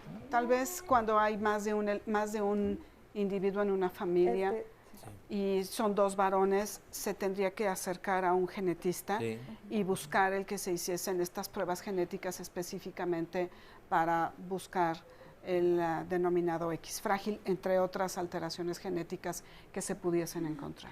Hay una, perdón, sí lo hay. Yo tengo 3 primos por parte de la familia de mi mamá, no fueron diagnosticados, bueno, es largo de contar, pero cuando nos dieron pláticas ahí en CISAME, yo me acuerdo que cuando daban nos iban diciendo autismo severo y daban las características, yo y mi mamá volteábamos a vernos y decíamos Pepe. Y luego seguían con el autismo moderado y decíamos, pues Sergio. Ya después cuando llegan al autismo de alto rendimiento, pues Alejandro, ellos 3 son hermanos. Su papá de ellos, que es mi tío, hermano de mi mamá, es un genio, es muy inteligente, pero está aislado en su cuarto. Yo no digo que tenga autismo, pero sí es muy, muy, muy inteligente. Oye, pero fíjate, es interesante esto que dicen los especialistas, ¿no? Porque dicen que es muy común que suceda a veces en las familias y que pueda haber esta herencia. Bueno, y mi hermano. Y tu hermano también. Tengo un hermano, sí logró casarse. ¿Del lado materno? Sí, desde el lado materno. De hecho, mi mamá también se aísla, o sea, sí, también socializa, pero igual es de las que está en la fiesta y corre a su cuarto. Pues sería interesante hacer un estudio de toda la familia. Yo tengo una... Yo sí quisiera hacer un comentario al respecto, que también es bien importante. Sí. Tendríamos que, o sea, sí es bien, o sea, es fundamental ver todo el cuadro conductual, ¿sí? O sea, no podemos irnos por una conducta y pensar que por eso hubiera todo este proceso, un poco lo que está señalando ella. Ella tiene el antecedente de sus hijos y entonces a lo mejor ya dentro del ámbito familiar comienzan a darse cuenta de ciertas características, pero no por una característica estamos marcando todo el proceso. Claro, aquí habría no que, hay que poner obviamente, etiquetas, exactamente, habría que analizar todo el contexto, ¿no? Porque hay que quitar mitos. Uno, este mito de que las personas, por ejemplo, con Asperger son genios. No todas las personas con Asperger desarrollan habilidades geniales. Y por ejemplo, hemos platicado muchas veces también en este programa de las personas que son introvertidas y tal vez no son tan sucesos, no tienen autismo, no habría que ver. Tú tienes una duda sobre una escuela en particular. Bueno, tengo una duda de un instituto que está en Aguascalientes que se llama Glenn Doman. No sé ustedes qué tengan al respecto. Sí, bueno, el instituto de Glenn Doman fue inicialmente, las terapias de Glenn Doman fueron inicialmente desarrolladas para parálisis cerebral infantil. Son terapias en donde los pacientes reciben un entrenamiento motor muy intensivo, en donde hacen una serie de patrones cruzados, gateo, caminan, y se han estado utilizando para otro tipo de discapacidades. Pero inicialmente el trabajo de Glenn Doman es para parálisis cerebral. Surgió en Filadelfia, ¿no, doctora? Sí. Ahora, yo quiero decir algo que creo que me genera a mí un poco de confusión. Sí, por favor. Decir Asperger es decir una variante de autismo probablemente de alto rendimiento. Hay alguna clasificación actual, la del DSM-5, que dice que ya no existe ese término. Lo seguimos utilizando para hablar de una variante de autismo de alto rendimiento. Entonces, tendríamos que utilizar, ya no usar la palabra y usar la palabra de autismo de alto rendimiento. O sea, lo que yo quiero es, no es algo diferente, es un autismo de alto rendimiento que se le ha denominado Asperger, pero que el día de hoy, a partir del 2013, en la clasificación de las enfermedades mentales del DSM-5, desaparece como término. Hay una gran controversia en cuanto al DSM-5 porque hay muchos puntos que son... Sí, pero desaparece. Desaparece para unos, para otros no. Sí, claro. Oye, tenemos un último comentario de una mamá, que ya estamos al final. ¿Tú quieres decirle algo a todas las mamás? Más que nada sí, somos un gran grupo. En general, todos nos unimos por una misma causa, en sí somos una sola familia. Y decirle a las mamás que le echen ganas, porque es un proceso duro, sí, es muy difícil, sí, pero aquí estamos. Hay mamás que tienen hijos de adolescentes, el mío tiene 6 años, pero estamos aquí. Todos los días no se den por vencidas. Muchísimas gracias, gracias por tu comentario. Y bueno, sí, Sandy, por rapidísimo, favor. Aquí nos dice Luis Rodríguez que para la mamá que preguntó sobre la preparatoria, él dice que hay una preparatoria abierta para personas con discapacidad CAED. Entonces, te paso el dato. Y bueno, pues muchísimo hablan de esto, de los apoyos entre padres, de las redes de apoyo entre padres. Eso es fundamental. Que pues se pasan una idea, un tip, una recomendación de unos que con bueno, otros. aparte nosotros que hacemos programas sobre muchísimos temas, sí les queremos decir que sí notamos el apoyo en este caso en particular, es muy impresionante, hay redes fuertes, siempre que hay un programa sobre este tema se nos lleven al foro como hoy, me da muchísimo gusto y bueno, me da mucha pena no haber podido entrevistar a todos, pero a la mayoría pudimos. Muchísimas gracias a cada uno de ustedes por haber estado aquí, por darnos su tiempo, por darnos su expertise y bueno, pues gracias al público que vino el día de hoy y gracias a ti que siempre estás del otro lado de la pantalla. Nos vemos la próxima semana, yo soy Cristina Jauregui, hasta luego.